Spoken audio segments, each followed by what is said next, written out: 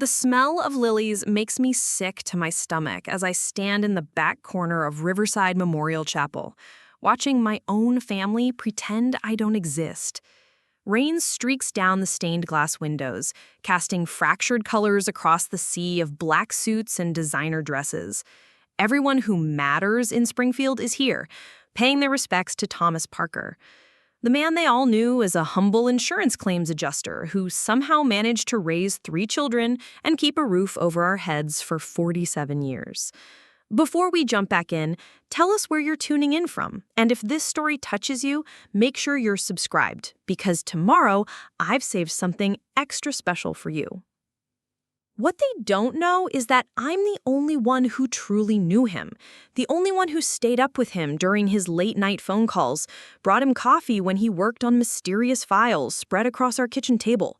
Notice the way his eyes would scan every room he entered like he was memorizing exit routes. While my siblings, Jessica and Michael, were busy climbing their respective social ladders, I was the one who saw the man behind the carefully constructed facade. Now, as I watch Jessica Parker Montgomery glide through the crowd in her $1,200 Chanel dress, accepting condolences with the practiced grace of someone born to command attention, I can't help but think about how different this day might have been if Dad were here to see it. She moves like she owns the place, her perfectly highlighted blonde hair swept into an elegant updo, her husband, David, trailing behind her like an expensive accessory. They pause at every cluster of mourners, Jessica's voice carrying that particular mixture of grief and superiority she's perfected over the years. Michael stands near the casket, his attorney's uniform pressed to perfection, discussing Dad's simple life with the mayor's wife.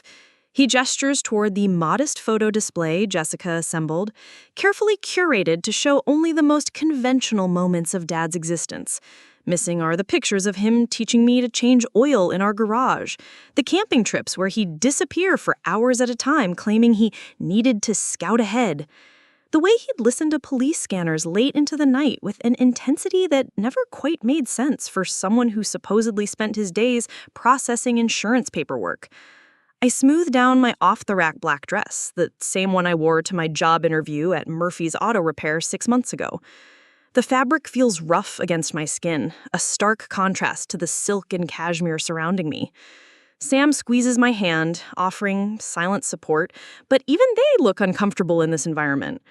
We don't belong here, not according to the invisible rules that govern Springfield's elite social circles. The whispers started before we even made it through the front door. There's Alex, looking exactly like you'd expect, still can't dress appropriately, even for their own father's funeral. Jessica's college roommate, Carol Williams, had been particularly loud in her assessment, her voice carrying across the marble foyer with surgical precision. Some people never learn, she'd added, her eyes trailing over my simple dress and practical shoes with barely concealed disdain. I've been hearing variations of this commentary for the better part of 32 years. The Parker family disappointment, the one who dropped out of law school to become a mechanic, who chose to rent a small apartment on Elm Street instead of climbing the property ladder in Oakwood Heights. The one who brought Sam to family gatherings despite my mother Margaret's obvious discomfort with anyone who didn't fit her narrow definition of acceptable company. Dad had been different. He'd visited my garage, marveled at my ability to diagnose problems other mechanics missed, asked detailed questions about the work I was doing. He'd been proud, genuinely proud, in a way that made me feel seen for the first time in years. When I'd shown him the vintage Mustang I was restoring, his eyes had lit up with something deeper than paternal approval. It was recognition, like he understood the patience and precision required to rebuild something that others had given up on. Jessica approaches now, her heels clicking against the polished floor with military precision. Her smile is perfectly calibrated for public consumption, warm enough to appear genuine, but cold enough to maintain distance. "Alex," she says, her voice pitched to carry just far enough to be overheard by the right people. "I'm so glad you made it. I wasn't sure you'd be able to get time off work." The implication hangs in the air like expensive perfume. Manual labor, in Jessica's world, exists at the discretion of more important people. She's never actually asked about my job, never inquired about the satisfaction I find in bringing dead engines back to life, or the respect I've earned from customers who trust me with their most prized possessions. To her, I'm simply the family member who chose poorly, who settled for less when I could have been something respectable. Michael joins us now, his presence adding weight to the conversation. We were just discussing the arrangements for after the service. The Heritage Country Club has been very accommodating, considering the circumstances. The circumstances. Another carefully chosen phrase that says everything without saying anything. Dad's simple savings account, his simple lifestyle, his lack of social connections that would normally guarantee a spot at Springfield's most exclusive venue. What Michael doesn't say is that Jessica and David paid for the country club reception, ensuring that Dad's send-off would meet their standards rather than reflecting the man he actually was. I nod politely, playing my assigned role in this performance. Sam and I will stop by briefly before heading home. I know you both have important guests to attend to. Jessica smiled tightens, almost imperceptibly. Actually, we hoped you might consider taking some of Dad's personal items today. She drops her voice to a more intimate register, creating the illusion of family consideration. The house is being prepared for sale, and there are so many little things that just don't have any real value. Tools, old photographs, paperwork from his job, things that might have sentimental meaning for you. Translation, we're offering you the scraps nobody else wants before we liquidate everything valuable. I've watched this dynamic play out at other family gatherings. The subtle way Jessica and Michael divide and conquer, making decisions that affect everyone while maintaining the appearance of generous inclusion. Before I can respond, Margaret appears at Jessica's elbow, her timing impeccable as always. She's aged beautifully, the kind of careful maintenance that comes from regular salon appointments and a lifetime of avoiding manual labor. Preparing and narrating this story took us a lot of time, so if you are enjoying it, subscribe to our channel. It means a lot to us. Now back to the story. Armani's suit probably costs more than I make in 2 months, and she wears it with the confidence of someone who's never had to check her bank balance before making a purchase. Alexandra, she says, using the formal version of my name that signals disapproval. Your father would be pleased to see you here, despite everything. She delivers this line with the particular skill of a woman who can insult and praise simultaneously, leaving the target unsure whether to thank her or defend themselves. Despite everything covers a lot of ground in Margaret's vocabulary. My career choice, my partner, my decision to live independently rather than accepting the financial assistance that would have come with strings attached, my refusal to apologize for becoming the person I actually wanted to be rather than the person they thought I should be. The crowd begins to shift toward the exits, the formal service having concluded while I was lost in this familiar dance of family dynamics. I watched Dad's casket being wheeled toward the waiting hearse, feeling a profound disconnect between the man being buried today and the father I remember. The Thomas Parker everyone else is mourning is a carefully constructed fiction, a character designed to blend seamlessly into middle-class American life.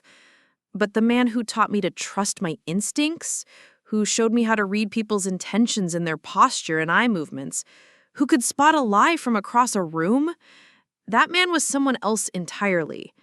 Someone whose phone rang at odd hours, who received mail addressed to different names, who kept a go bag in the back of his closet that he thought I'd never notice. As we file out of the chapel, I catch sight of a woman standing apart from the crowd. She's wearing a standard black suit, but something about her posture screams law enforcement. Her eyes sweep the gathering with professional efficiency, and when her gaze meets mine, she nods almost imperceptibly before disappearing into the crowd of departing mourners. The Heritage Country Club reception unfolds exactly as Jessica planned. Elegant finger foods, premium liquor, conversations that dance around Dad's unremarkable career and simple lifestyle, without ever acknowledging the disconnect between the man's apparent means and his ability to put 3 children through college without accumulating debt. The attendees move through the space like actors hitting their marks, everyone playing their assigned role in Springfield's ongoing social theater.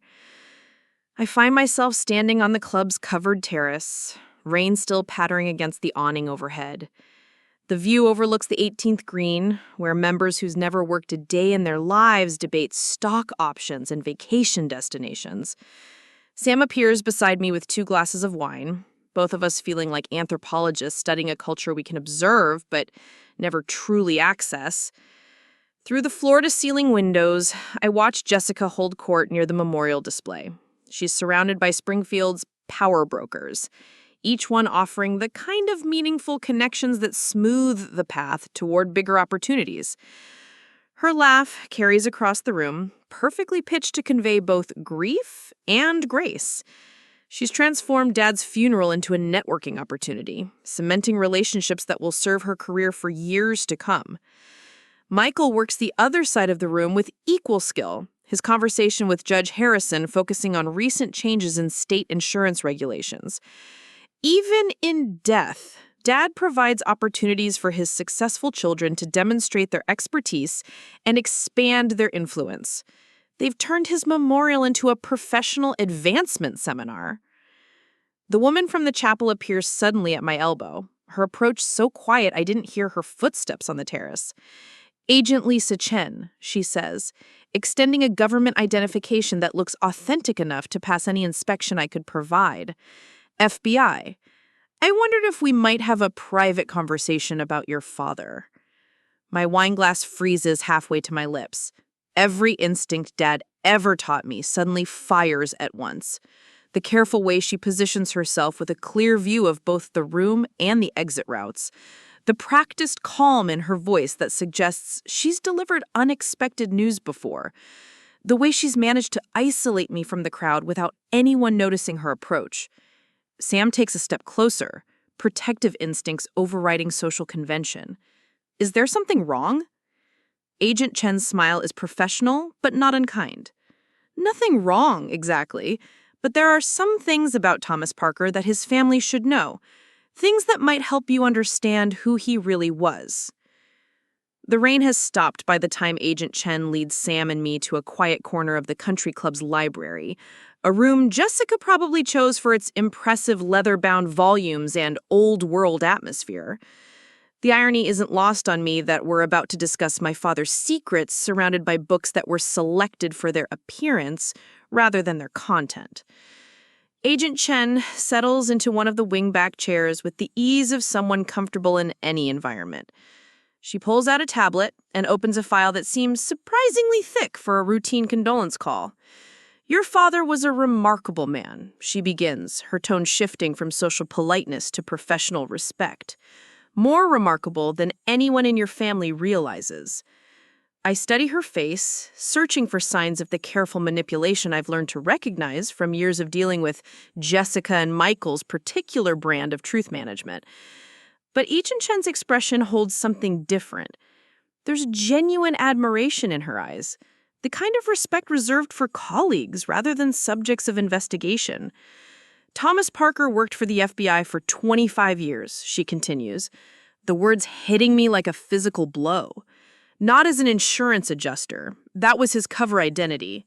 He was one of our most effective deep cover operatives specializing in long-term infiltration of organized crime networks." Sam's hand finds mine, anchoring me as the world tilts sideways. Everything I thought I knew about my father rearranges itself in an instant. The late-night phone calls, the mysterious files, the way he could disappear into any crowd and become invisible. The skills he'd taught me without explanation. Lessons in observation and situational awareness that seemed excessive for a man who supposedly spent his days processing insurance claims. "The Mustang," I whisper, remembering the vintage car he'd helped me restore. He knew things about it that weren't in any manual. Technical details about modifications that shouldn't have mattered to someone in his supposed line of work. Agent Chen nods, consulting her tablet.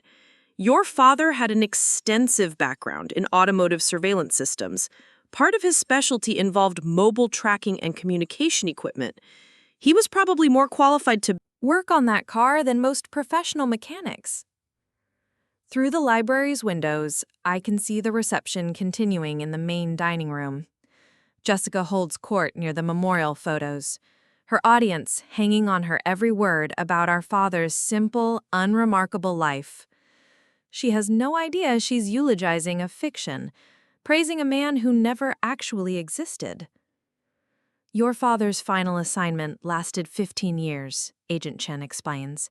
He was building a case against the Morrison crime family, one of the most sophisticated money laundering operations in the Midwest.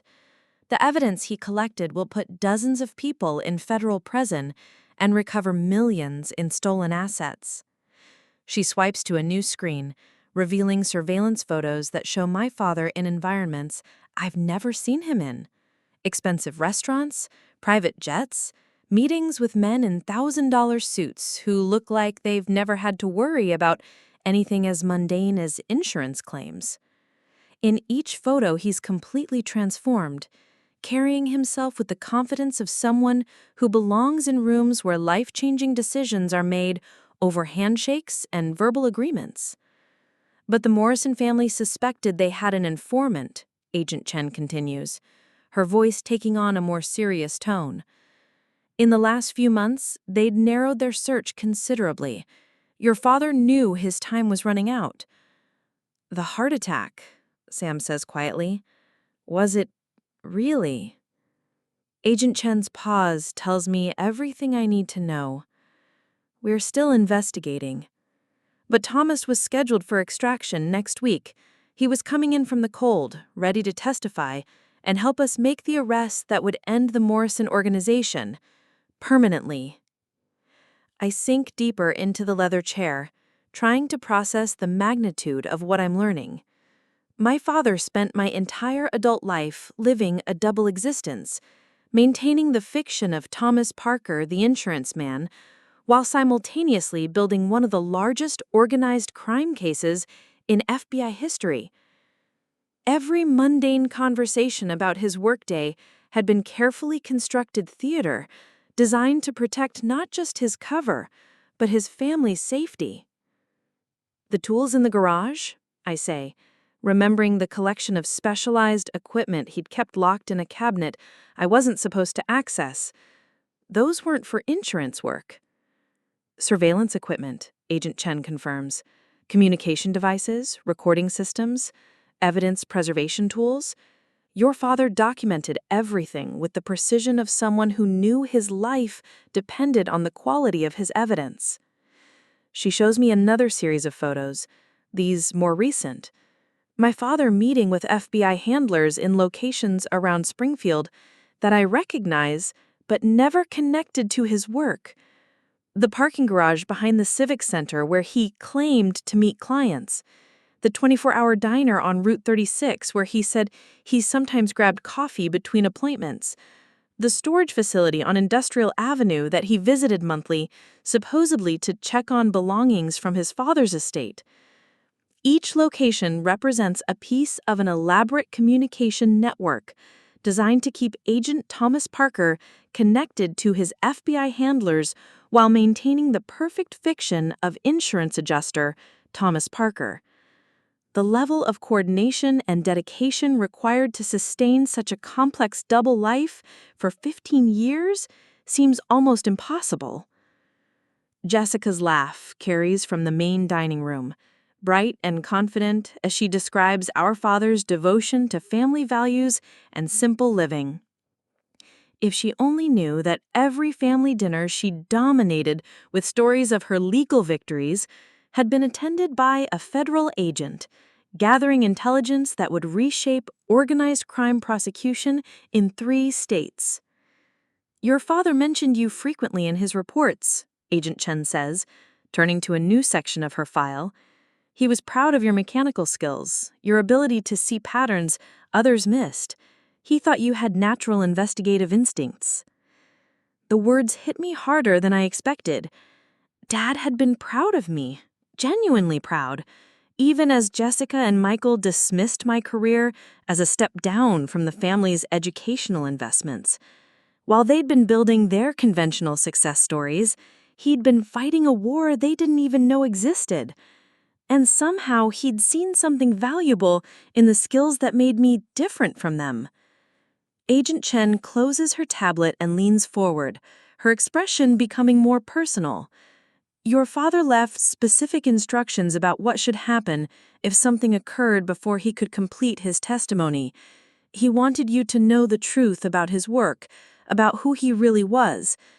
He also left something for you, something that can't be distributed through normal legal channels. She reaches into her jacket and produces a small key, the metal worn smooth from years of handling. Storage Unit 247 at Secure Space on Industrial Avenue. Everything Thomas Parker couldn't tell you is waiting there. Evidence, photos, recordings, letters he wrote but couldn't send. His real legacy. I take the key, its weight seeming disproportionate to its size. This small piece of metal represents access to my father's true life, the existence he'd hidden behind 25 years of perfect suburban camouflage. Everything I thought I understood about him was the performance of a master craftsman, designed to protect his family from the dangerous reality of his actual work. But there's something else you should know, Agent Chen adds, her tone becoming more serious. The Morrison investigation isn't over. Your father's death means we've lost our primary source inside their organization, but the evidence he collected is still crucial to our case, which means the family members who benefited from his cover story might find themselves under scrutiny they never expected. Through the window, I watch Jessica accept condolences from Springfield's mayor, her composure perfect as she discusses Dad's legacy of honest work and family values. She has no idea that her carefully constructed social position is built on a foundation that never existed. The simple insurance man she's been using as an example of middle-class virtue was actually a federal agent whose work will reshape organized crime prosecution in 3 states. Michael appears in the library doorway, his expression slightly annoyed. Alex, people are starting to ask where you've gone. Jessica thinks it would be appropriate for you to say goodbye to some of Dad's colleagues before they leave. Agent Chen stands smoothly, pocketing her tablet. Of course. Please don't let me keep you from your family obligations. She hands me a business card with her direct number. Call me tomorrow. There are arrangements we need to discuss. As she walks past Michael toward the main reception, I see him register her presence with the automatic assessment of a successful attorney meeting an unknown quantity. His eyes follow her progress through the crowd, noting the way other people instinctively. Aside for her, the professional confidence that marks her as someone accustomed to authority. Who was that? He asks, his tone casual but his attention focused. Someone who knew Dad better than we did, I reply, slipping the storage unit key into my pocket. Someone who's helping me understand exactly who we just buried. Michael's expression shifts slightly, the first crack in his composed facade. What does that mean? I stand, smoothing my dress one final time before returning to the performance that is Thomas Parker's memorial service. It means everything we thought we knew about him was wrong. It means the simple life everyone's celebrating today was the most complex lie any of us will ever encounter. And it means some of us are about to learn what happens when 25 years of careful construction gets dismantled by the truth.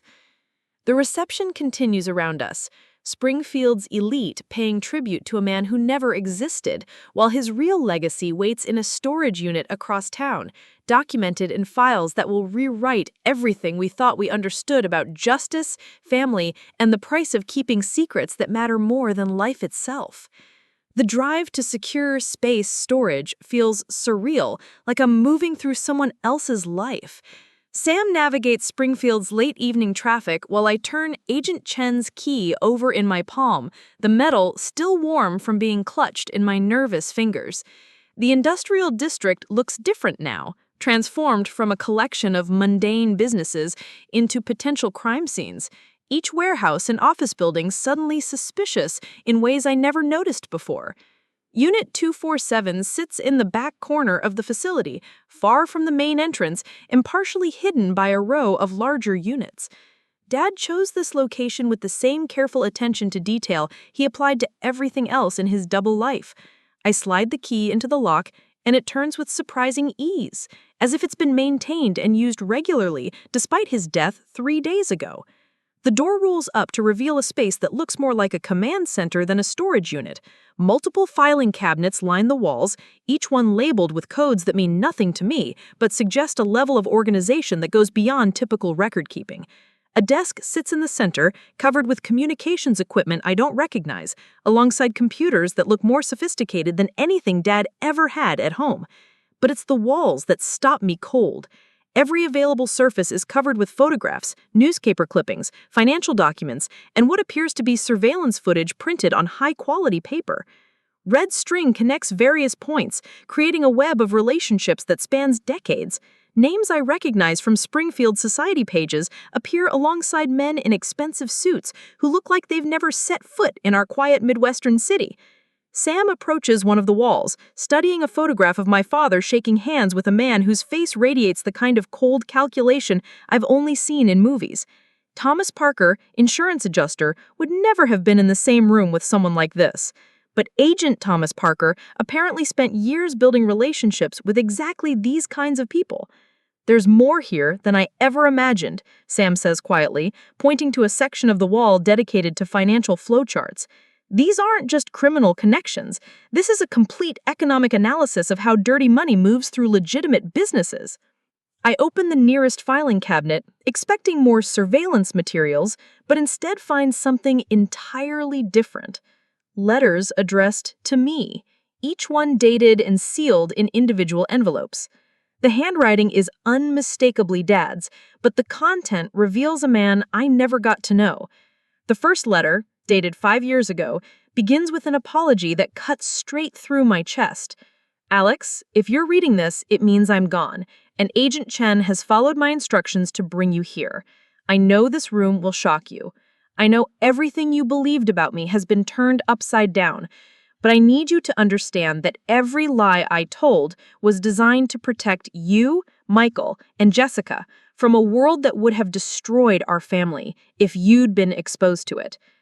The letter continues for 3 pages, explaining the careful balance he maintained between his FBI work and his role as our father. He describes the constant fear that his cover would be blown, the way he had to compartmentalize his emotions to keep us safe, the pride he felt watching us grow into adults without ever knowing the dangers that surrounded our childhood. But it's the second letter that changes everything I thought I understood about our family dynamics. This one is dated just 6 months ago, and its content reveals observations that make my stomach clench with recognition. I've been watching Jessica and Michael build their careers, and I'm troubled by what I see. They have adopted the same moral flexibility that characterizes the criminals I've been investigating. Jessica's law firm represents clients they know are engaged in money laundering. Michael's investment advice helps wealthy individuals hide assets from federal investigators. They haven't crossed the line into criminal behavior, but they've positioned themselves at the edge, ready to step over if the financial incentives become attractive enough. The words hit me like physical blows. Dad had been monitoring my siblings' professional activities with the same attention to detail he applied to organized crime figures. The successful careers they'd built, the social status they'd achieved, the connections they'd cultivated, all of it existed in a moral gray area that made him genuinely concerned about their futures. You're the only one who stayed clean, the letter continues. Your work is honest, your relationships are genuine, your choices reflect the values I tried to teach all of you. I know Jessica and Michael see your life as a failure, but from where I sit, you're the only one who's actually succeeded at becoming the person I raised you to be. I sink into Dad's desk chair, overwhelmed by the revelation that he'd been proud of me for all the reasons Jessica and Michael considered me a disappointment. While they'd been climbing their respective ladders toward respectability and wealth, he'd been watching them compromise their integrity in ways that reminded him of the criminals he'd spent decades investigating. Sam discovers another section of the storage unit hidden behind a false panel. Inside, we find evidence that Dad's work extended far beyond the Morrison crime family. Financial records show connections to political figures, judges, business leaders, and law enforcement officials who've been accepting payments in exchange for favorable treatment. The scope of corruption he'd uncovered reaches into every level of Springfield's power structure. "This is massive," Sam says, holding up a folder marked with yesterday's date. He was still gathering evidence right up until he died. Look at this. The folder contains photographs Taken at various social events around Springfield, images that look like typical society page coverage, until you notice what Dad was actually documenting. Money changing hands during charity galas, private conversations between judges and defense attorneys, business deals being negotiated in country club bars. Every elegant gathering I'd been excluded from was actually a criminal networking opportunity, documented by my father with forensic precision. One photograph stops me completely. It shows Jessica at a law firm Christmas party, deep in conversation with a Vincent Morrison, a man whose name appears throughout Dad's investigation files as the head of the money laundering operation. They're not just talking, they're laughing, sharing the kind of intimate conversation that suggests a relationship far beyond casual professional acquaintance.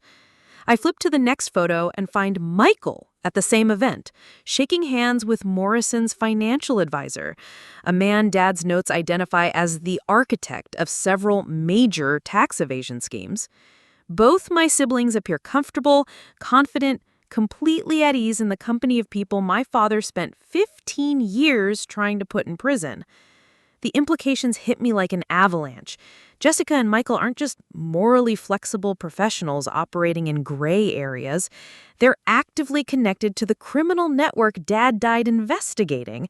Their success, their social status, their ability to afford country club memberships and designer clothes, all of it is built on relationships with people who've been stealing millions of dollars from legitimate businesses and taxpayers. My phone buzzes with a text from Jessica. "Where did you disappear to? We need to discuss Dad's personal effects tomorrow morning.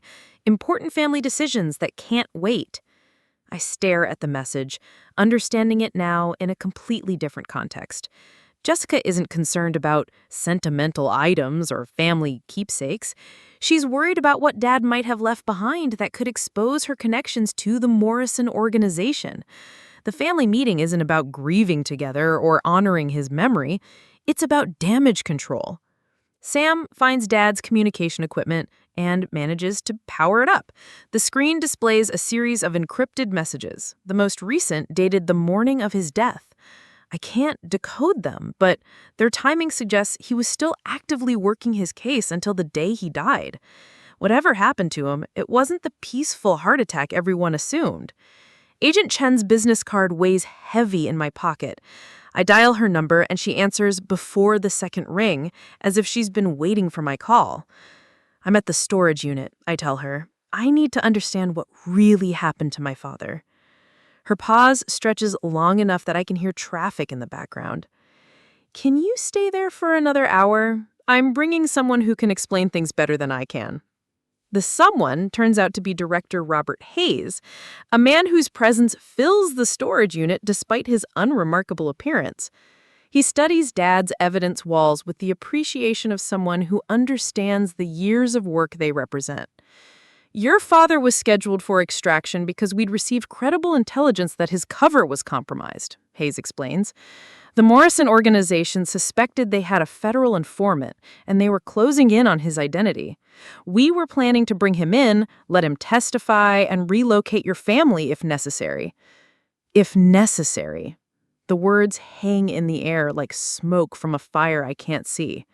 My entire life in Springfield, my job at the garage, my relationship with Sam, everything that makes me who I am was potentially going to disappear to protect me from people I didn't even know existed.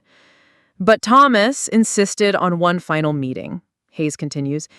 He'd discovered something that changed the entire scope of our investigation, something that made the case against the Morrison family look like a minor footnote compared to what he'd actually uncovered. Hayes moves to a section of the wall I hadn't examined closely, pointing to a series of financial documents that trace money from the Morrison organization through a complex network of shell companies and legitimate businesses. But the final destination isn't what I expected. Instead of offshore accounts or hidden investments, the money flows directly into Springfield's political and judicial systems. Your father discovered that the Morrison family wasn't just laundering money, Hayes explains. They were buying government officials, judges, prosecutors, and police commanders. Half of Springfield's power structure has been on their payroll for years, taking payments in exchange for favorable treatment, advance warning about investigations, and protection from federal prosecution. The room suddenly feels smaller, the evidence walls closing in like the sides of a trap. Every authority figure I've ever trusted, every institution I believed in, every aspect of Springfield's government and legal system has been compromised by the same criminal organization my father spent 15 years infiltrating. And that's not the worst part, Hayes adds, his tone becoming grimmer. We have reason to believe someone in federal law enforcement has been feeding information to the Morrison organization, someone with access to our investigation files, our Asian identities, our extraction procedures, someone who knew exactly when and where Thomas would be most vulnerable. The heart attack wasn't natural. The words form in my mind before Hayes speaks them aloud, but hearing them confirmed makes my legs weak. Someone murdered my father to protect a criminal enterprise that reaches into the highest levels of local and federal government. Sam's hand finds mine, grounding me as the full magnitude of what we've discovered settles into place. Dad wasn't just an undercover agent gathering evidence against a money laundering operation. He was documenting a conspiracy that corrupts everything from traffic court to federal prosecutions, a system of organized crime that's hidden behind the facade of legitimate government. Your father's final communication mentioned that he'd identified the federal source, Hayes continues. He was planning to provide us with proof that would allow us to clean house at every level. But he never made it to the meeting. I look at the evidence surrounding us, years of meticulous documentation that represent my father's life work, and understand that he died protecting something much larger than a criminal prosecution. He died trying to preserve the integrity of the justice system itself, fighting a war against corruption that most people don't even know is being fought. Agent Chen steps forward, her expression serious. Which brings us to why we needed to involve you. The Morrison organization knows Thomas had a family, but they don't know how much information he might have shared. Watching Jessica and Michael, looking for signs that either of them knows about the investigation. But you're the one he trusted with the storage unit key. You're the one who has access to everything he discovered. The weight of responsibility settles on my shoulders like a lead blanket. I'm not just mourning the loss of my father anymore. I'm inheriting a mission that cost him his life, a fight against corruption that extends far beyond anything I ever imagined when I was changing oil and replacing brake pads at Murphy's garage. But there's something else, Hayes adds, checking his watch. Something your father discovered in his final weeks that changes everything we thought we understood about your family's position in this investigation. He moves to the last section of evidence wall, one covered with recent photographs and financial records. These documents show money flowing from Morrison shell companies into accounts connected to Parker family members. Not just any family members. Specific accounts linked to Jessica's law firm and Michael's investment company. Your siblings aren't just socially connected to the Morrison organization, Hayes explains. They're financially dependent on it. A significant portion of their income over the past 3 years has come directly from criminal enterprises. They may not have known the full scope of what they were involved in, but they've been accepting money from the same people your father died investigating. The revelation hits me like a physical blow. Jessica's designer clothes, Michael's expensive car, their ability to afford Heritage Country Club memberships and maintain their positions in Springfield's social elite. All of it has been funded by the criminal organization that murdered our father. They've been living off blood money while looking down on me for choosing honest work that barely pays my bills. Sam examines the financial documents more closely, pointing to transaction dates that correspond with major social events. Look at this. Every time Jessica or Michael received a significant payment, it coincides with a charity gala, political fundraiser, or business conference. They weren't just taking money from criminals, they were actively helping them network with other potential targets. The country club reception makes perfect sense now. Jessica wasn't just honoring Dad's memory or networking for her own career advancement. She was maintaining relationships with criminal associates who needed reassurance that Thomas Parker's death wouldn't disrupt their operations. Every handshake, every shared condolence, every moment of grief she performed was actually a business meeting designed to preserve the criminal connections that fund her lifestyle. And tomorrow's family meeting about Dad's personal effects isn't about sentiment or legal requirements. It's about making sure I don't discover evidence that could expose their involvement with the Morrison organization. They need to control the narrative, manage the distribution of his belongings, and ensure that anything incriminating disappears before it can threaten their positions. Hayes closes the financial folder and turns to face me directly. Your father's final message mentioned that he'd prepared insurance policies, evidence caches that would automatically be released if something happened to him. He didn't trust anyone in law enforcement completely, so he created multiple backup plans. But he only told one person how to access them.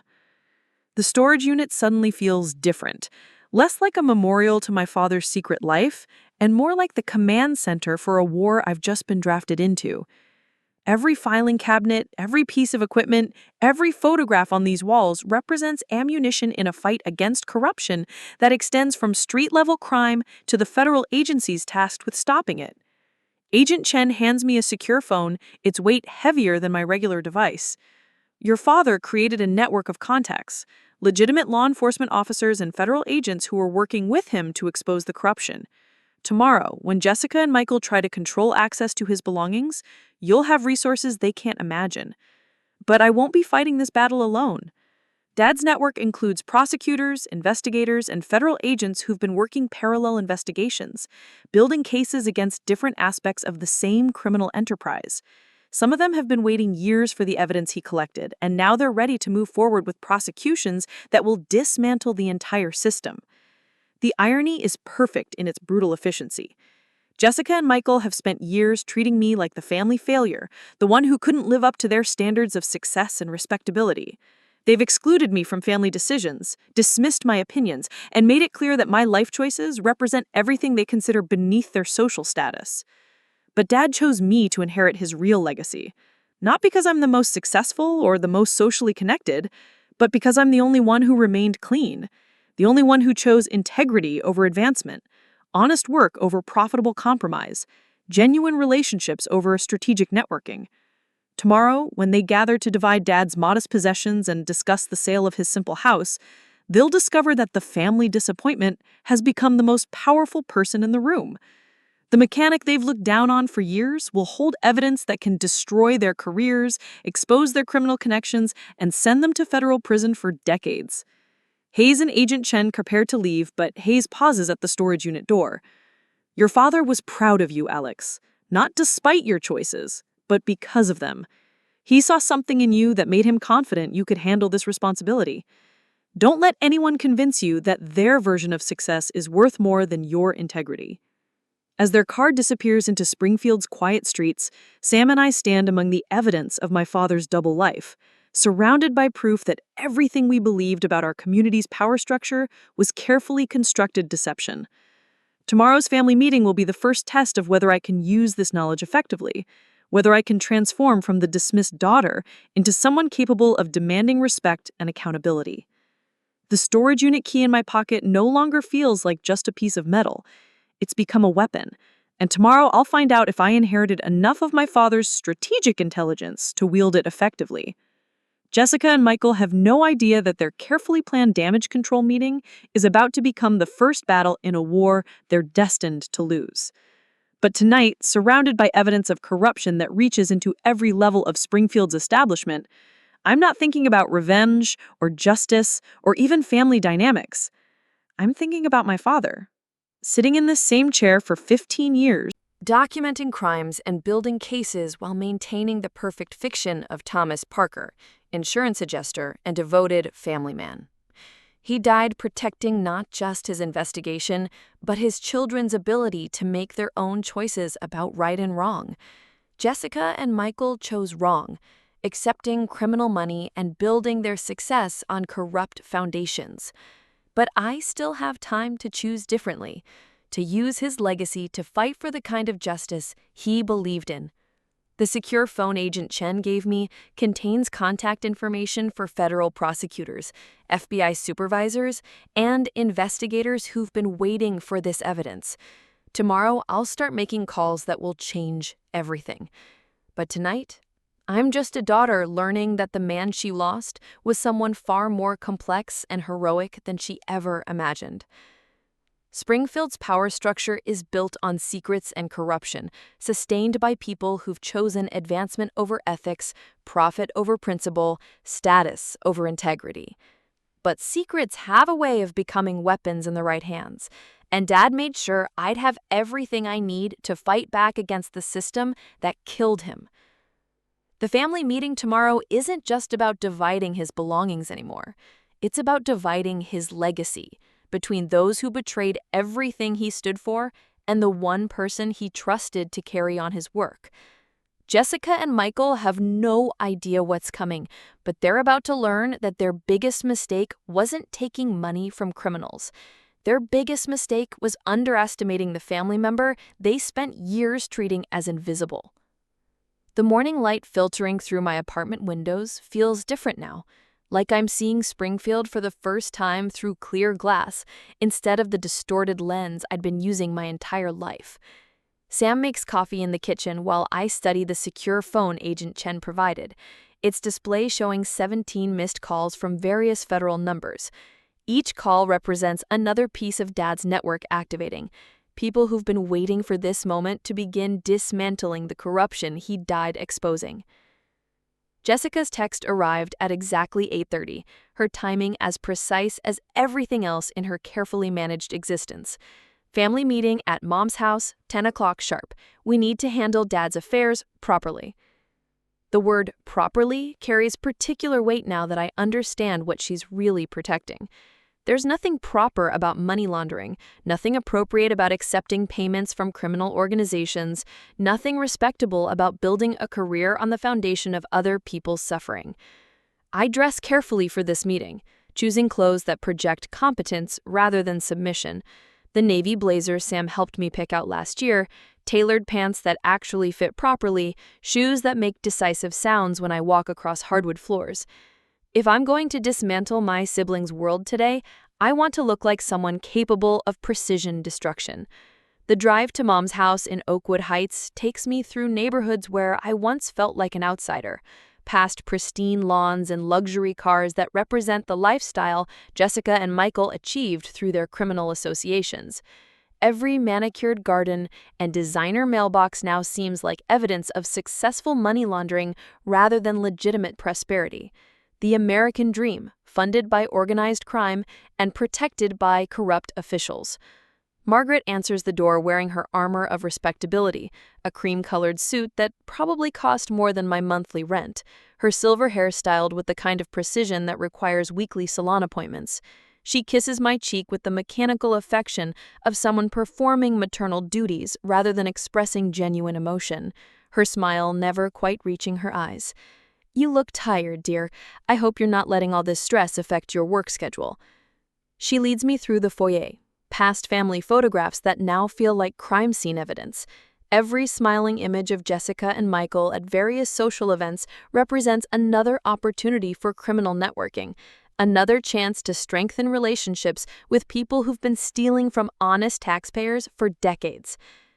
Jessica and Michael are already positioned in the living room, their body language communicating the kind of united front they've presented since childhood whenever they needed to manage me. Jessica sits in Dad's favorite armchair, a calculated choice that establishes her authority in his absence.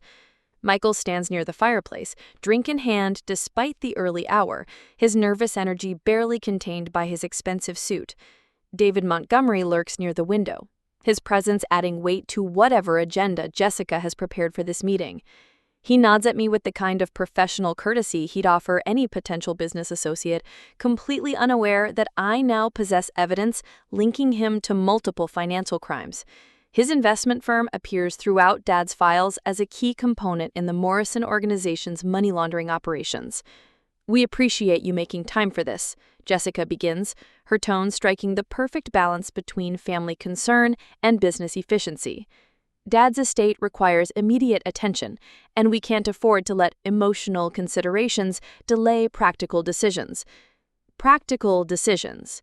The phrase hits me like a slap, reducing our father's life to a series of administrative tasks that need efficient completion. But I understand now that Jessica isn't grieving a parent. She's managing a potential security breach, ensuring that Thomas Parker's death doesn't expose the criminal connections that fund her lifestyle.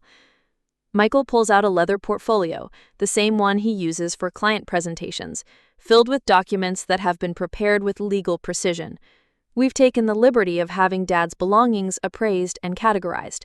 His house needs to go on the market immediately, and most of his personal items have no significant value. No significant value. I study my brother's face, looking for signs of genuine grief or loss, but find only the calculated efficiency of someone executing a business plan. Dad's life has been reduced to asset categories, his possessions evaluated solely for their financial worth rather than their emotional significance.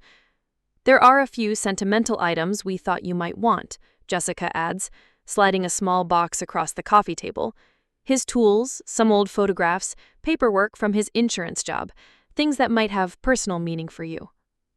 The dismissive tone she uses when mentioning his tools tells me everything I need to know about how little they understand what Dad actually did for a living.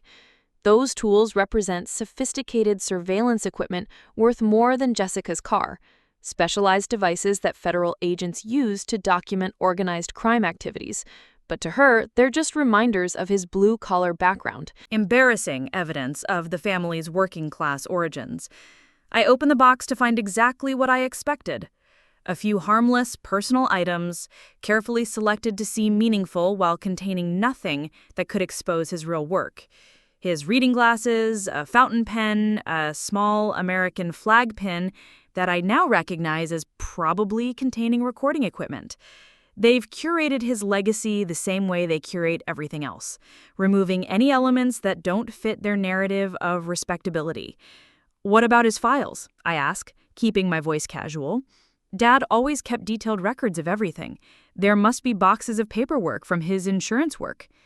Michael and Jessica exchange a glance that lasts exactly 1 second too long, the kind of silent communication that confirms they've discussed this topic extensively.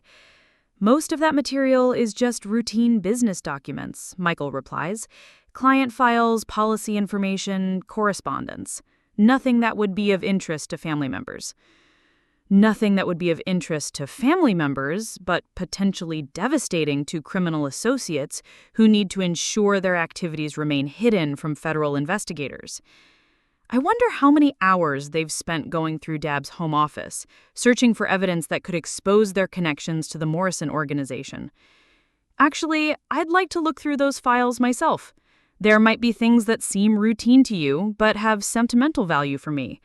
I lean forward slightly, projecting the kind of mild persistence that suggests emotional attachment rather than strategic investigation. That's not really practical, Jessica responds, her voice tightening almost imperceptibly. The volume of material is extensive, and most of it contains confidential client information. We have legal obligations to protect people's privacy. Legal obligations. The irony burns like acid in my throat. Jessica is concerned about protecting privacy while accepting money from people who've been violating federal law for decades. She's worried about confidentiality while helping criminals launder stolen assets through legitimate financial institutions. Margaret enters the room carrying a tray of coffee and pastries, her timing perfect, as always. She settles into her usual chair, the one that gives her optimal view of family dynamics, while positioning her as the maternal authority everyone should defer to.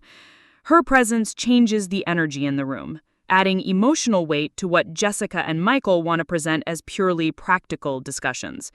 Your father would want his affairs handled efficiently, Margaret says, accepting a cup from Jessica with the kind of gracious appreciation that suggests they've rehearsed this entire presentation. He never liked making things complicated for other people. Never liked making things complicated. I almost laugh at the absurdity of applying this description to a man who maintained a double identity for 25 years, who spent decades building one of the most complex federal investigations in FBI history. But Thomas Parker, insurance adjuster, probably would have preferred simple solutions and minimal conflict. It's agent Thomas Parker who specialized in complications that served the greater good. The secure phone in my purse buzzes with an encrypted message. Director Hayes confirming that federal agents are positioned around the neighborhood, ready to provide support if this family meeting becomes dangerous. The Morrison organization has killed to protect their secrets, and there's no reason to believe they'd hesitate to eliminate family members who pose a threat to their continued operations. I've been thinking about Dad's legacy, I say, setting my coffee cup down with deliberate precision, about the work he did, the people he helped, the difference he made in other people's lives. Michael shifts uncomfortably, recognizing something in my tone that doesn't match the submissive family role I usually play. Jessica's smile becomes more fixed, her professional training kicking in as she prepares to manage whatever direction this conversation might take. Dad's legacy is his family, Jessica replies smoothly. The children he raised, the values he taught us, the foundation he provided for our success. That's what matters, not the details of his job. The values he taught us. I wonder which values she's referring to. The integrity that led me to choose honest work over profitable corruption? The moral clarity that made me uncomfortable at social events where criminals networked with legitimate business leaders? Or the ethical flexibility that allowed Jessica and Michael to accept money from organized crime while looking down on family members who refused to compromise their principles? I've learned some interesting things about Dad's work recently, I continue, watching their faces for signs of panic or recognition, about the people he worked with, the cases he was involved in, the impact his investigations had on criminal organizations. The room goes completely silent. Margaret's coffee cup freezes halfway to her lips. David stops pretending to look out the window and turns to face the conversation directly. Michael's drink remains untouched in his hand, condensation dripping onto Margaret's expensive carpet. But it's Jessica's reaction that tells me everything I need to know. Her professional composure doesn't slip, but her breathing becomes more shallow, her posture more rigid. She recognizes the threat I represent, understands that I know something that could destroy the carefully constructed life she's built on criminal foundations. What kind of things? She asks, her voice carefully modulated to sound curious rather than concerned. I reach into my purse and pull out one of the photographs from Dad's storage unit, placing it face down on the coffee table between us. The image shows Jessica at a charity gala, deep in conversation with Vincent Morrison, both of them laughing at something that apparently struck them as genuinely amusing. Things about his real clients, I say, flipping over the photograph, this one showing Michael shaking hands with Morrison's financial advisor at what appears to be a business conference. Both men look comfortable, familiar, like they've conducted this type of transaction multiple times before. Dad kept very detailed records of his work, I explain, my voice calm despite the adrenaline rushing through my system. He documented everything, every meeting, every conversation, every financial transaction. Transaction. He was very thorough. Margaret sets her coffee cup down with shaking hands. I don't understand what this is about. These are just photographs from social events. Your father wasn't a photographer. But he wasn't an insurance adjuster either, I reply, meeting her eyes directly. He was a federal agent, Mom. FBI. He spent 25 years investigating organized crime, building cases against people who've been stealing millions of dollars and corrupting government officials. The truth hangs in the air like smoke from an explosion, filling the room with toxic knowledge that changes everything we thought we understood about our family's position in Springfield's social hierarchy. Margaret's carefully maintained composure crumbles as she processes the implications of what I've just revealed. That's impossible, Michael says, but his voice lacks conviction. Dad sold insurance. We have records, tax returns, employment documentation. All part of his cover identity, I continue, pulling out more photographs from Dad's collection. Vincent Morrison runs a money laundering operation that's been moving criminal profits through legitimate businesses for decades. These photographs document your relationships with his organization, your financial relationships. Jessica lunges forward, reaching for the photographs, but I move them out of her reach. Her mask of professional control finally slips completely, revealing the desperate criminal underneath who's been caught with evidence of her crimes. "You don't understand what you're dealing with," she hisses, her voice barely controlled. "These people don't just file lawsuits when they're threatened, they make problems disappear permanently." "Is that a threat?" I ask, keeping my voice level despite the chill running down my spine. "It's a warning," Michael interjects, moving to stand beside Jessica in a show of solidarity that excludes me completely. "You're over your head, Alex. This isn't some mechanical problem you can fix with the right tools." "But that's exactly what it is," I realize with sudden clarity.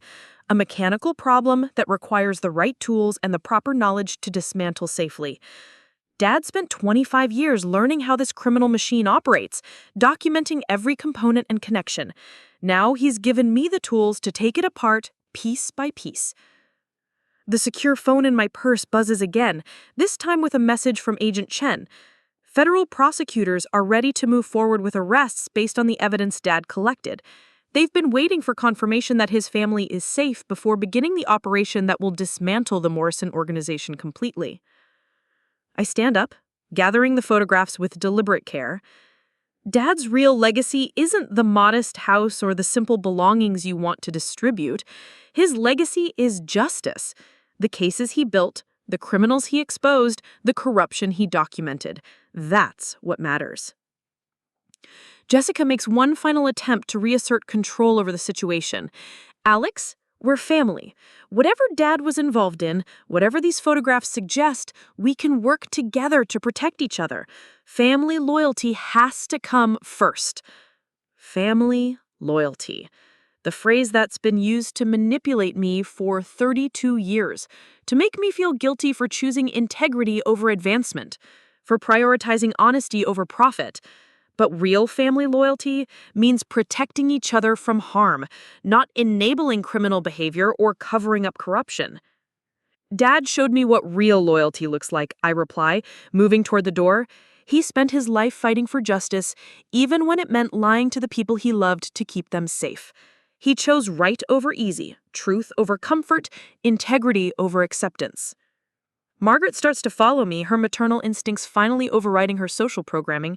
"Alexandra, please, we can discuss this calmly. There must be some misunderstanding." But there's no misunderstanding, I realize as I reach the front door. Everything is finally clear. Dad chose me to inherit his real work because I'm the only one who shares his values, the only family member who chose integrity over corruption, honest work over criminal profits. Jessica and Michael built their success on relationships with criminals, accepting money from people who steal from honest taxpayers and corrupt government officials. They've lived in luxury funded by other people's suffering, maintaining their social status through connections that required moral compromise. But I chose differently. I chose work that helps people, relationships based on genuine respect rather than strategic advantage, a lifestyle that reflects my actual values rather than someone else's expectations. Dad saw that difference and trusted me with the responsibility of finishing what he started. As I walk back to my car, the secure phone displays a new message from Director Hayes. "The federal operation is beginning this afternoon. Federal prosecutors are ready to move forward with arrests based on the evidence that collected. They've been waiting for confirmation that his family is safe before beginning the operation that will dismantle the Morrison organization completely." I start the engine and pull away from the house where I grew up, leaving behind the family members who chose corruption over character, profit over principle, criminal success over honest integrity. Tomorrow, when their arrest photos appear in the Springfield Herald, everyone will understand which Parker family member actually inherited their father's legacy. The mechanic they dismissed as a failure is about to become the most important witness in the largest federal corruption case in Illinois history. The family disappointment has become the keeper of justice itself, carrying forward the work that cost Dad his life but will ultimately honor everything he believed in. Springfield's power structure is about to learn that some secrets are too dangerous to keep, and some families have members strong enough to choose truth over comfortable lies. Jessica and Michael spent years underestimating me, treating me like someone whose opinions didn't matter and whose choices reflected poorly on their reputation. But Dad knew better. He saw strength where they saw weakness, integrity where they saw failure, courage where they saw disappointment. He trusted me with the most important work of his life because he understood that real success isn't measured in social status or financial accumulation. Real success is measured in the courage to do what is right, even when it costs you everything you thought you wanted. Today, I finally understand what that means, and I'm ready to finish what my father Started. The Springfield Herald's morning edition hits newsstands at exactly 6 a.m., and by 6:15, my phone starts ringing with calls from numbers I don't recognize. The headline stretches across the entire front page in bold letters that can be read from across the street. Federal agents arrest 37 in massive corruption probe. Below it, a grid of mugshots shows the faces of Springfield's formerly untouchable elite, their expressions ranging from shock to fury to the blank stare of people whose entire world has collapsed in a single night. Jessica's photograph appears in the top row, her usual composed expression replaced by something wild and desperate. The accompanying text describes her as a key facilitator in money laundering operations, someone who used her law firm's reputation to provide legitimacy for criminal financial transactions. Michael's image sits directly beside hers, identified as an investment advisor who helped organize crime figures hide stolen assets through complex financial instruments designed to avoid federal detection. Sam brings me coffee as I read the article that transforms my siblings from respected professionals into federal defendants facing decades in prison. The journalist clearly had access to extensive background information, detailing the scope of Dad's investigation and the years of patient work that made these arrests possible. Agent Thomas Parker is described as a hero whose undercover operation dismantled one of the most sophisticated criminal enterprises in the Midwest. But it's the sidebar article that makes me set my coffee cup down with shaking hands. Local mechanic, key witness, and federal case describes my role in providing crucial evidence that allowed prosecutors to move forward with their charges.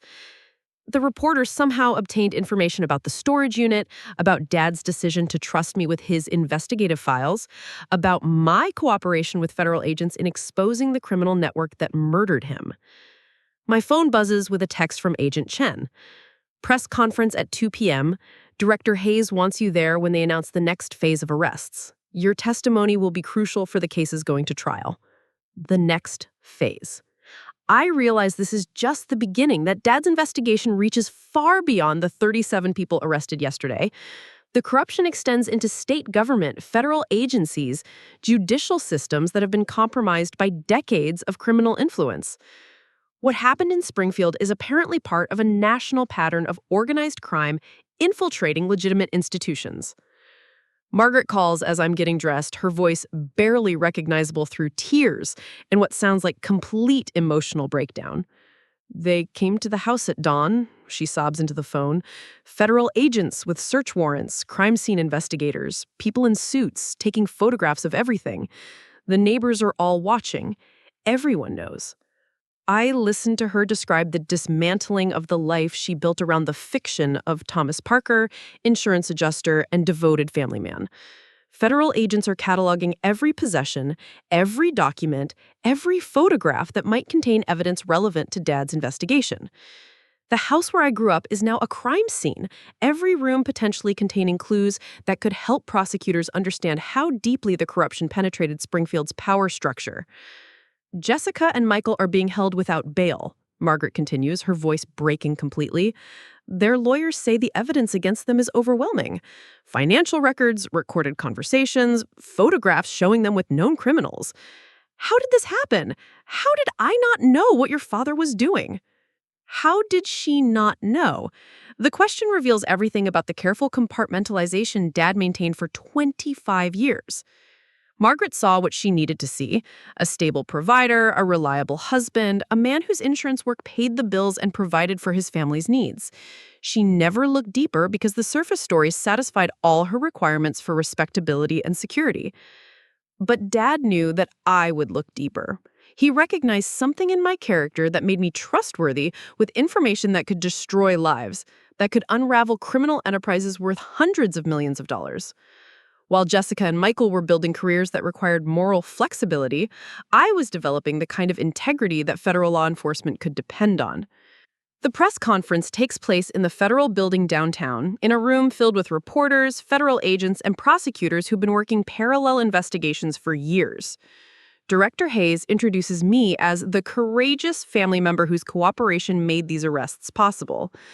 But I know the real courage belonged to Dad, who spent decades living a double life to gather evidence against people who would have killed him without hesitation if they'd discovered his true identity. The questions from reporters focus on my emotional state, on how it feels to testify against my own siblings, on whether I feel responsible for destroying my family. But they don't understand that Jessica and Michael destroyed themselves by choosing criminal associations over legitimate success, by accepting money from people who steal from honest taxpayers and corrupt democratic institutions. Agent Parker trusted his daughter with evidence that will help prosecutors seek justice for countless victims of organized crime, Director Hayes explains to the assembled media. Her decision to cooperate with federal investigators demonstrates the kind of moral courage that makes these complex cases possible. After the press conference, Agent Chen walks me through the federal building's secured corridors to a conference room where Assistant United States Attorney Rachel Morrison waits with boxes of evidence that represent the next phase of prosecutions. She's a woman in her 40s whose reputation for dismantling organized crime cases has made her one of the most feared prosecutors in federal court. Your father's investigation extends far beyond Springfield, she explains, spreading financial documents across the conference table. We've identified similar corruption networks in 12 states, all connected to the same criminal organization that killed him. Your testimony will be crucial in establishing the scope of their operations. The documents show money flowing from Springfield through complex networks of shell companies and legitimate businesses funding criminal enterprises from Chicago to Miami. Dad's work wasn't just about local corruption. He was documenting a national criminal conspiracy that used small cities like Springfield as testing grounds for techniques they could apply in larger markets. Jessica and Michael weren't just local professionals who made poor ethical choices. They were components in a criminal machine designed to normalize corruption, to make illegal activity appear respectable through association with legitimate business leaders and social institutions. Their country club memberships, their charity work, their positions in Springfield's elite social circles all serve to provide cover for criminal associates who needed to blend into respectable society. The Morrison organization targeted your siblings specifically because of their family connection to a federal agent, Prosecutor Morrison continues. They knew your father worked for the FBI, and they were using Jessica and Michael as sources of information about federal investigations. Your siblings didn't just take criminal money, they were actively providing intelligence that helped organized crime figures avoid prosecution. The revelation hits me like a physical blow. Jessica and Michael weren't just morally flexible professionals who accepted questionable clients. They were actively working against Dad's investigation, providing information that endangered his life and compromised federal law enforcement efforts. Their betrayal went beyond greed or ethical compromise. They were literally working for the people Dad was trying to put in prison. Did they know? I ask, though I'm not sure I want to hear the answer. The financial records suggest they did, the prosecutor replies grimly. The payments they received increased significantly whenever they provided useful intelligence. They were being compensated based on the quality of information they delivered about federal investigations. Sam squeezes my hand under the conference table as the full scope of my siblings' treachery becomes clear. While I was changing oil and replacing brake pads, believing that Dad worked a simple insurance job, Jessica and Michael were selling information that put his life in danger. Every family dinner where they discussed their professional successes was actually an opportunity for them to gather intelligence about federal law enforcement activities. The irony is devastating in its completeness. They treated me like the family failure while actively working to undermine the man whose love and support had made their educations possible. They built their careers on criminal money while looking down on me for choosing honest work that barely paid my bills. They accepted payments for betraying their own father while maintaining their positions as Springfield's most respectable young professionals. Your father knew, Prosecutor Morrison adds softly. His final reports show that he'd figured out Jessica and Michael were feeding information to the Morrison organization. He was planning to have them arrested along with the other criminal associates, but he died before he could provide us with the final evidence we needed.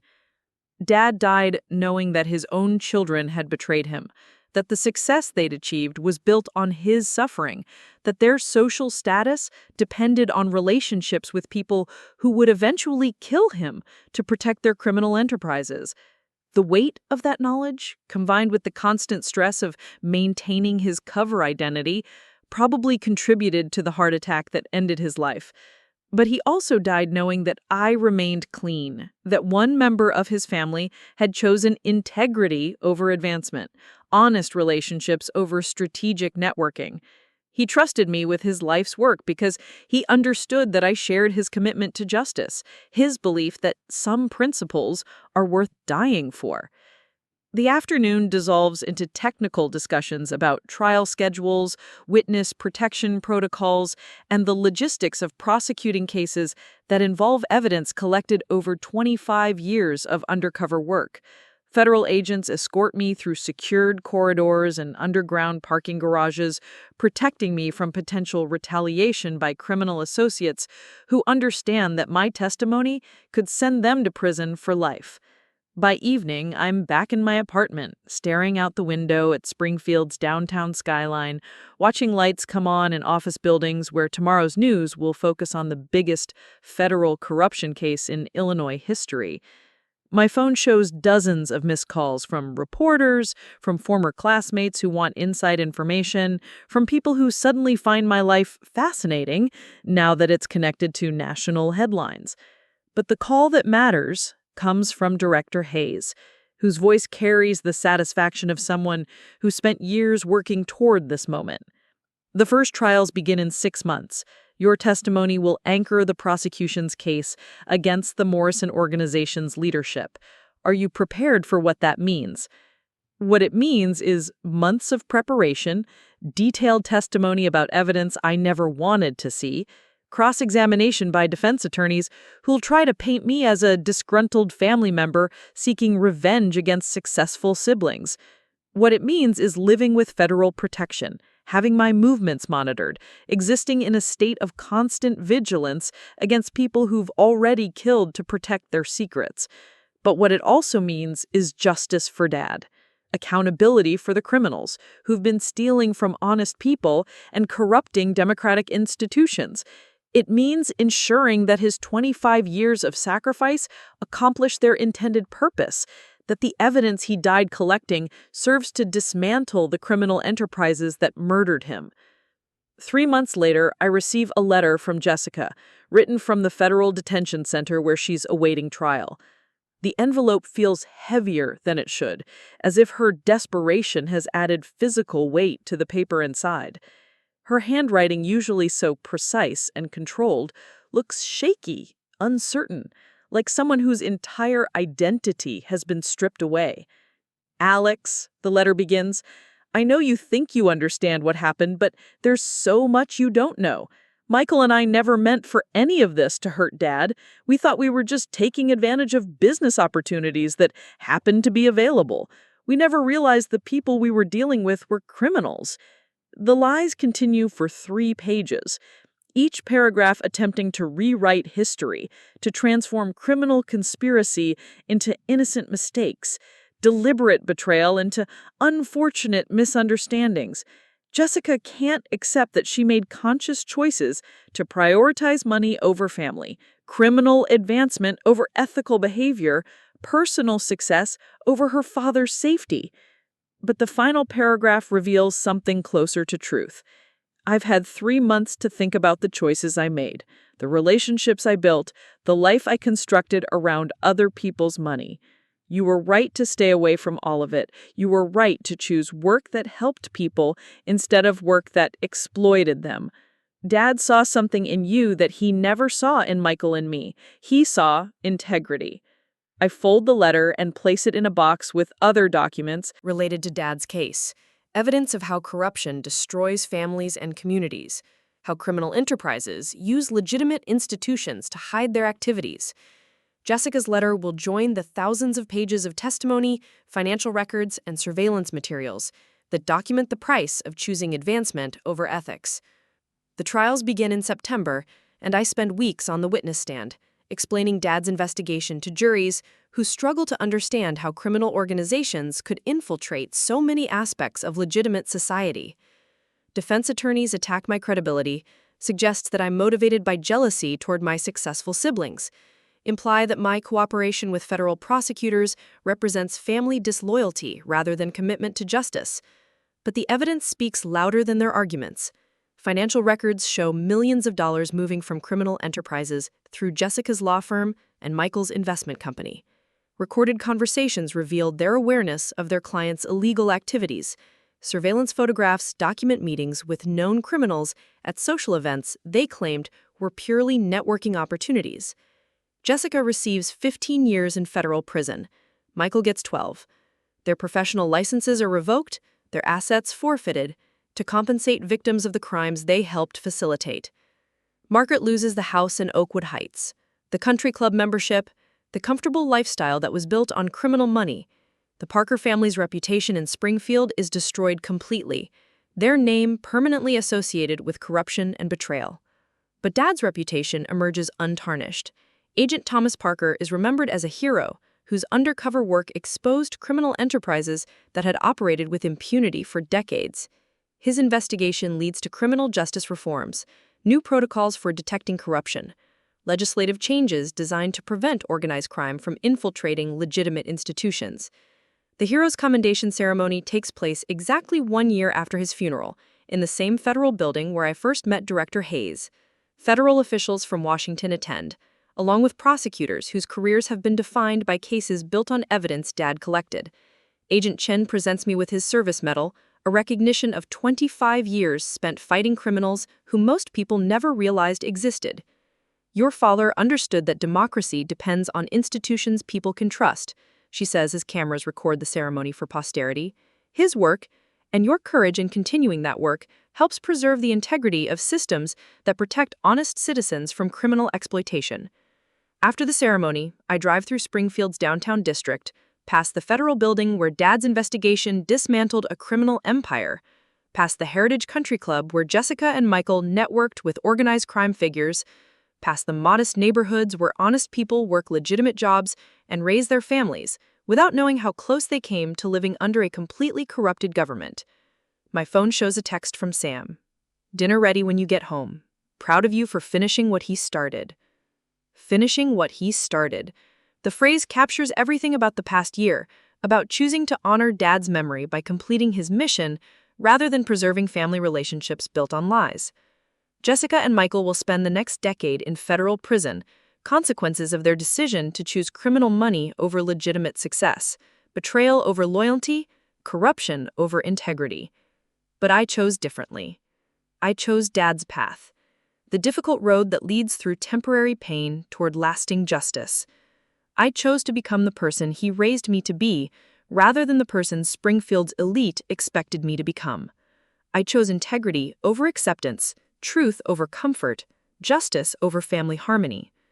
Tomorrow, I'll return to Murphy's Barrage, where honest work waits for someone willing to diagnose problems and fix them properly. Engines that won't start because someone chose shortcuts over quality repairs. Brake systems that fail because someone prioritized profit over safety.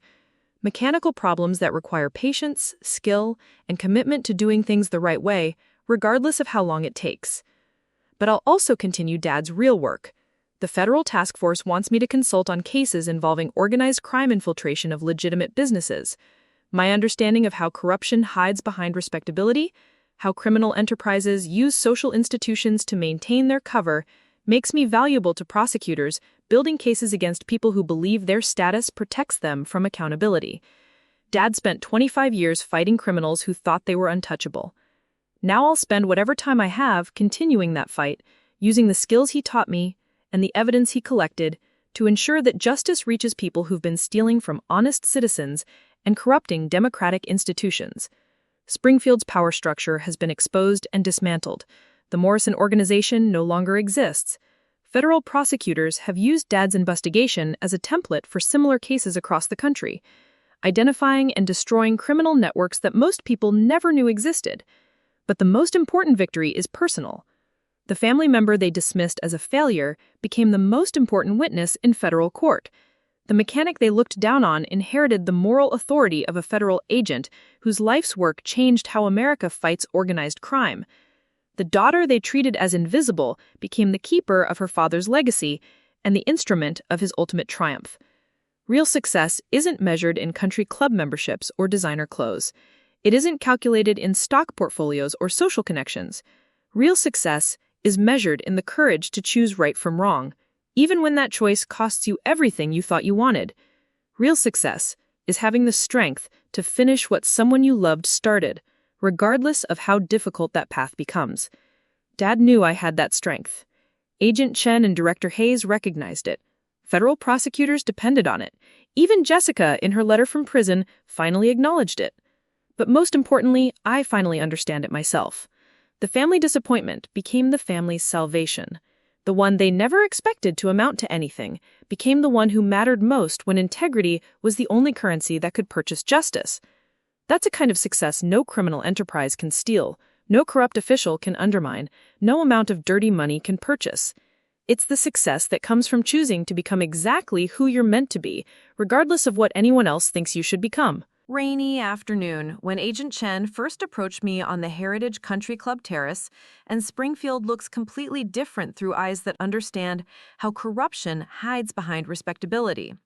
The federal building downtown now houses a permanent task force dedicated to investigating organized crime infiltration of local governments, a program that uses Dad's investigation techniques as the gold standard for undercover operations. My garage has expanded into the building next door, and the sign outside now reads Parker Automotive and Investigative Services. The combination might seem unusual to outsiders, but both sides of the business require the same fundamental skills: diagnosing problems that others miss, understanding how complex systems work, and having the patience to dismantle something completely before rebuilding it properly. The investigative side of my work began accidentally when federal prosecutors asked me to consult on a case involving a car dealership that was laundering money through fake vehicle sales. My mechanical knowledge, combined with my understanding of financial crime, made me uniquely qualified to spot inconsistencies that trained investigators missed. Within 6 months, I was working with law enforcement agencies across 3 states, helping them understand how criminals use legitimate businesses to hide illegal activities. This morning brings a familiar ritual. I unlock Dad's storage unit, which I've maintained exactly as he left it, adding new evidence and case files as my own investigations generate materials that might prove useful to future prosecutors. The walls still display his original research, but now they're supplemented with my own documentation of criminal enterprises that survived his initial investigation. Agent Chen visits monthly, bringing updates on cases that originated from Dad's work and new assignments that require someone who understands both mechanical systems and criminal psychology. Today, she carries a thick folder marked with federal classification stamps. Her expression's serious in a way that suggests this consultation involves something more complex than typical organized crime. "We've got a situation in Detroit," she begins, spreading photographs across Dad's old desk. "Someone's been modifying luxury vehicles with hidden compartments designed to transport illegal materials. The engineering is sophisticated, the execution is flawless, and local law enforcement can't figure out how the modifications are being made without leaving evidence. I study the photographs, recognizing immediately that these aren't amateur modifications. The hidden compartments are integrated into the vehicle's original design with the kind of precision that requires advanced mechanical knowledge and access to factory-level equipment. Whoever is doing this work understands automotive engineering better than most professional mechanics. The modifications are being done at legitimate repair facilities, Chen continues, places with excellent reputations, certified technicians, customer reviews that suggest nothing unusual. But somehow, certain vehicles are leaving these shops with capabilities their manufacturers never intended. The pattern reminds me of Dad's investigation, the way criminals infiltrated legitimate institutions to hide their activities. But this operation targets the automotive industry, using people's trust in professional mechanics to facilitate transportation of materials that could range from drugs to weapons to financial instruments that need to move across state lines without detection. You think someone's corrupting legitimate repair facilities? I say, already seeing the outlines of how such a system might work. Finding mechanics who need money, shop owners who are struggling financially, people who might accept lucrative side jobs without asking too many questions about the specific modifications they're being asked to make. Chen nods, pulling out financial records that show unusual payments to automotive businesses across the Midwest. The money flows through shell companies and fake invoicing, but the pattern is clear. Someone's paying mechanics to install equipment that turns ordinary vehicles into sophisticated smuggling tools. I recognize several of the business names from automotive conferences I've attended, shops owned by people I've met at professional training seminars. The idea that colleagues I respect might be involved in criminal activities makes my stomach clench with familiar anger.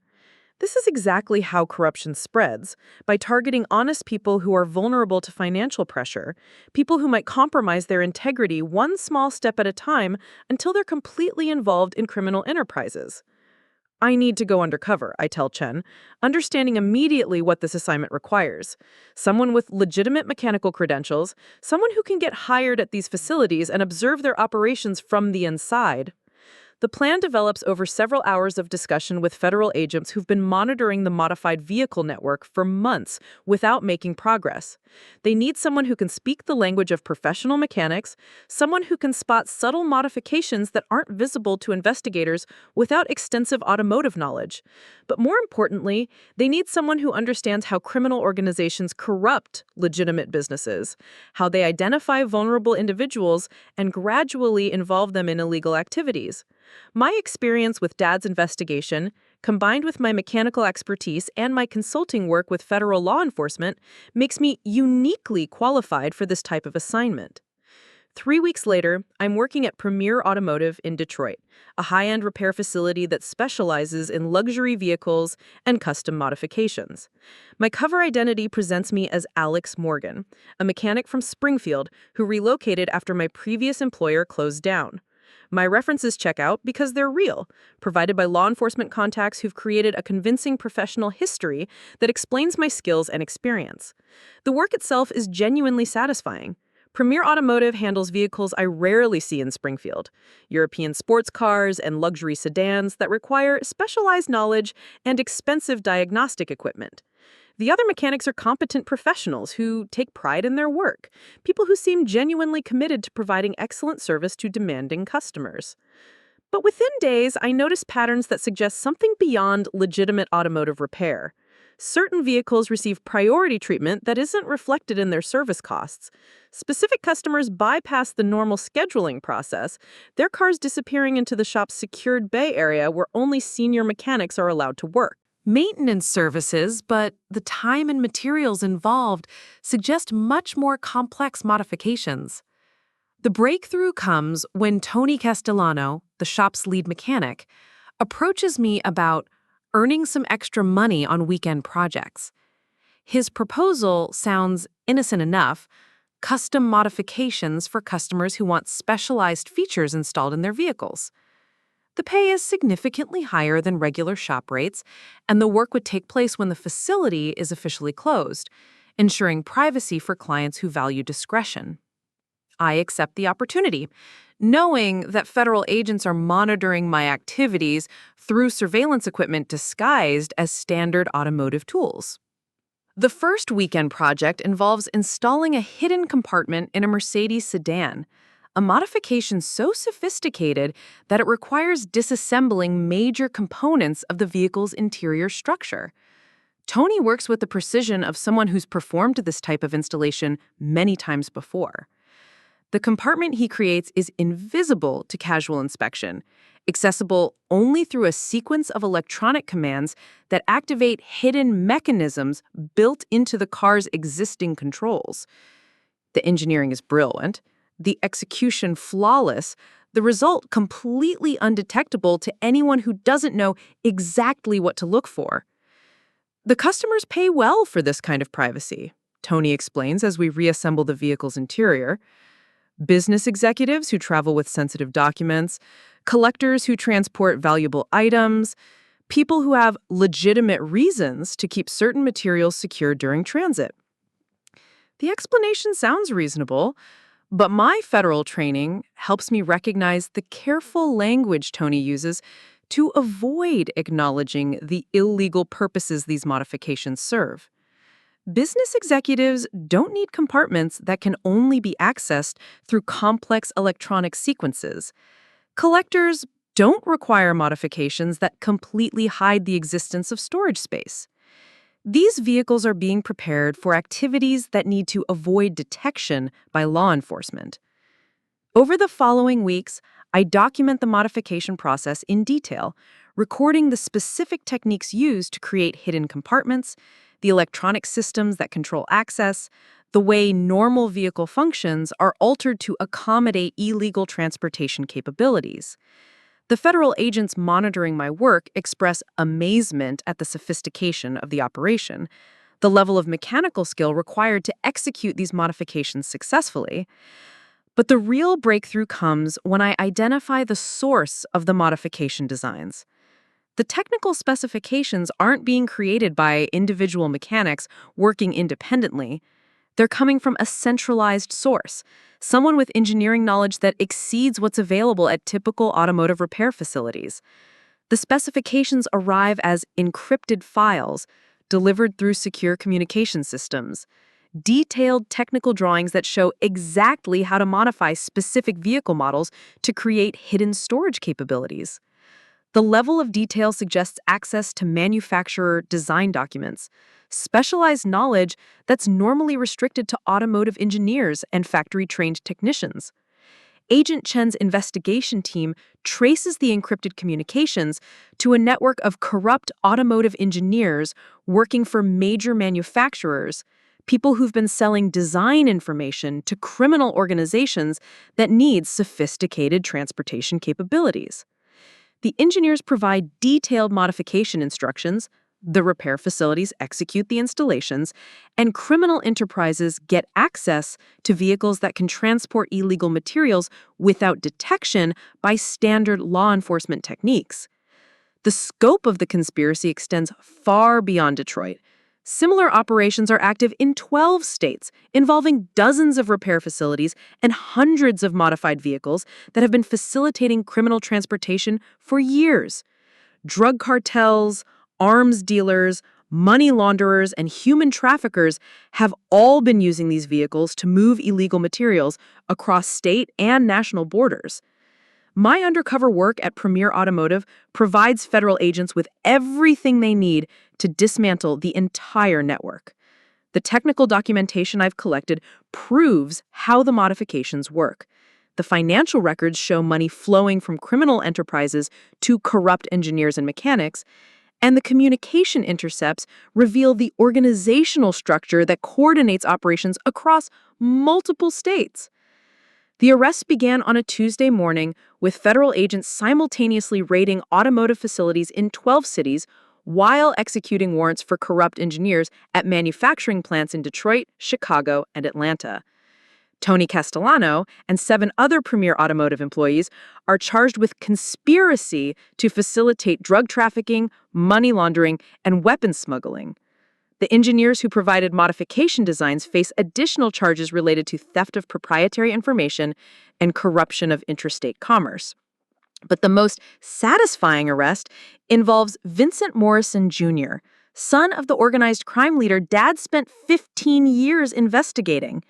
Morrison Jr. had taken over his father's operations after the elder Morrison's conviction, expanding into automotive-based transportation systems that he believed would be invisible to federal law enforcement. He never anticipated that his network would be infiltrated by the daughter of the agent who destroyed his father's criminal empire. The federal task force uses evidence from my undercover work to identify and seize over 300 modified vehicles, removing sophisticated transportation capabilities from criminal organizations across the country. The financial investigation reveals that the automotive modification network generated over $50 million in illegal revenue, money that funded everything from drug distribution to international terrorism. Local news coverage focuses on the arrest of premier automotive employees, but national media recognizes the broader significance of dismantling a criminal network that corrupted legitimate automotive businesses. My role in the investigation isn't publicized, but federal law enforcement agencies understand that my combination of mechanical expertise and investigative experience made the operation possible. 6 months after the arrests, I receive a letter from Tony Castellano, written from federal prison where he's serving a 10-year sentence for his role in the automotive modification conspiracy. Like Jessica's letter years earlier, his words attempt to rewrite history, to transform deliberate criminal activity into innocent mistakes caused by financial pressure and poor judgment. He writes, "I never thought about where those cars were going or what they might be carrying. I just saw an Opportunity to make extra money during difficult times. The modifications seemed like harmless custom work, nothing that would actually hurt anyone. But the federal investigation revealed that Tony knew exactly what he was facilitating. Recorded conversations show him discussing the need for compartments that could avoid detection by drug-sniffing dogs. Financial records prove he received bonus payments when modified vehicles successfully transported illegal materials without being discovered by law enforcement. His expertise wasn't being exploited by criminals. He was actively participating in criminal enterprises. The letter reminds me of the fundamental choice that defines every person's character, the decision to prioritize integrity over convenience, honesty over profit, long-term consequences over immediate benefits. Tony chose money over morality, financial gain over professional ethics, criminal advancement over legitimate success. His imprisonment represents the natural consequence of those choices. My work continues to evolve as federal agencies develop new approaches to investigating organized crime infiltration of legitimate businesses. The automotive modification case becomes a template for similar operations targeting construction companies, shipping firms, technology businesses, and financial institutions that criminals try to corrupt for their own purposes. Each investigation requires someone who understands both the legitimate business practices and the criminal methodologies, someone who can spot the subtle differences between normal operations and illegal activities. My mechanical background provides credibility in automotive cases, but my broader investigative experience helps federal agents understand how corruption spreads through professional communities. The most rewarding aspect of this work isn't the recognition from federal officials or the satisfaction of dismantling criminal enterprises. It's the knowledge that I'm continuing Dad's mission in my own way, using skills he taught me and values he instilled to fight against people who exploit honest businesses and corrupt democratic institutions. Dad spent 25 years living a double life to gather evidence against criminals who thought they were untouchable. I've spent 5 years building a legitimate business that also serves law enforcement agencies, creating a sustainable way to fight corruption without sacrificing my authentic identity. The storage unit still contains his evidence, but now it also houses my own case files, documentation of criminal enterprises that wouldn't exist if Dad's work hadn't inspired me to choose justice over comfort. Springfield's automotive community now includes several mechanics who've consulted with federal investigators, people who understand how criminal organizations target their industry and who've committed to reporting suspicious activities. The professional network Dad never had access to has become a resource for law enforcement agencies that need technical expertise to understand how criminals exploit legitimate businesses. Margaret visits occasionally, her relationship with me slowly rebuilding as she processes the truth about Dad's work and her other children's criminal activities. She's lost the comfortable lifestyle that criminal money provided, but she's gained something more valuable: the knowledge that one member of her family chose integrity over corruption, justice over family loyalty, truth over convenient lies. Jessica and Michael remain in federal prison, their appeals exhausted, their professional licenses permanently revoked. They've lost everything they thought defined success: money, status, social connections, professional accomplishments. But they've also lost something more fundamental: the ability to see themselves as good people who made understandable mistakes, rather than criminals who chose to betray their father's legacy. Recovery from their betrayal requires accepting responsibility for decisions that seemed rational at the time, but were ultimately destructive. It requires understanding that success built on criminal foundations inevitably collapses, that relationships based on illegal activities eventually expose everyone involved to prosecution and imprisonment. But most importantly, it requires recognizing that real success can't be measured in external achievements or social status.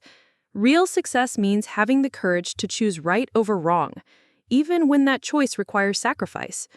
Real success means building a life that reflects your authentic values rather than other people's expectations. Dad understood that principle completely. His success wasn't measured in the modest house or simple lifestyle that provided cover for his federal work. His success was measured in the criminal enterprises he dismantled, the corrupt officials he exposed, the justice he achieved for people who couldn't fight back against organized crime. My success follows the same pattern.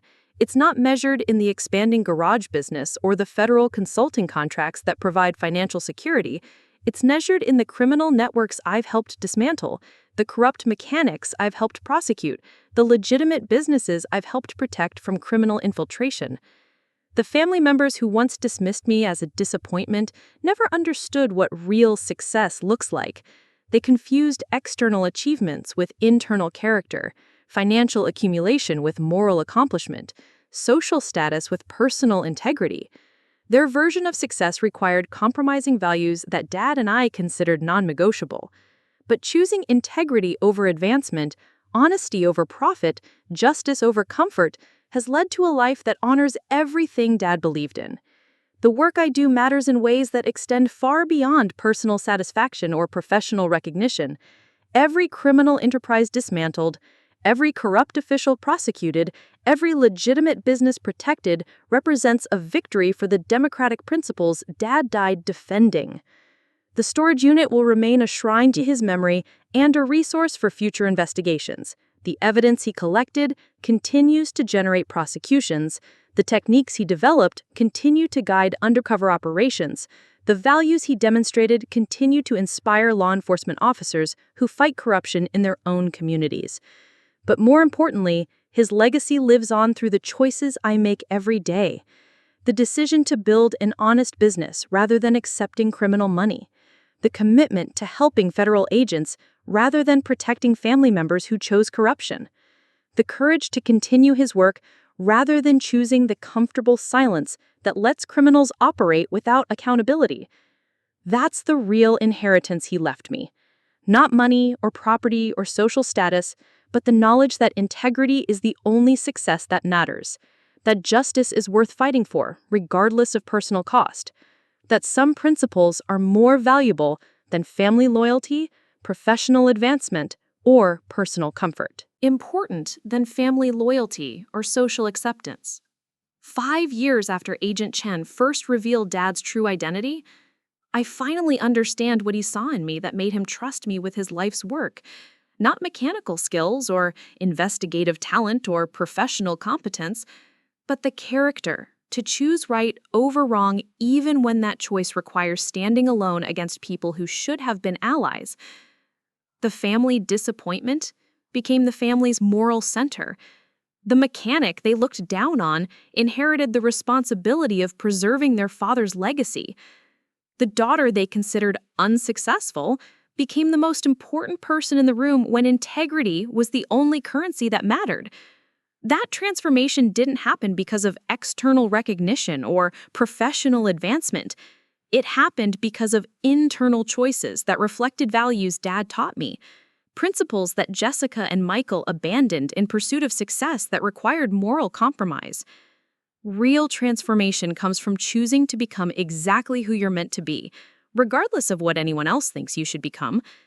Real success comes from building a life that reflects your authentic values rather than other people's expectations. Real victory comes from standing up for what's right, even when that choice costs you everything you thought you wanted. Dad spent his life fighting for those principles. Now, I spend mine continuing that fight, using skills he taught me and values he instilled to ensure that justice reaches people who think their status protects them from accountability. That's a legacy worth inheriting, a mission worth continuing, a success worth achieving, regardless of how anyone else measures accomplishment. Up next, you've got 2 more standout stories right on your screen. If this one hit the mark, you won't want to pass these up. Just click and check them out.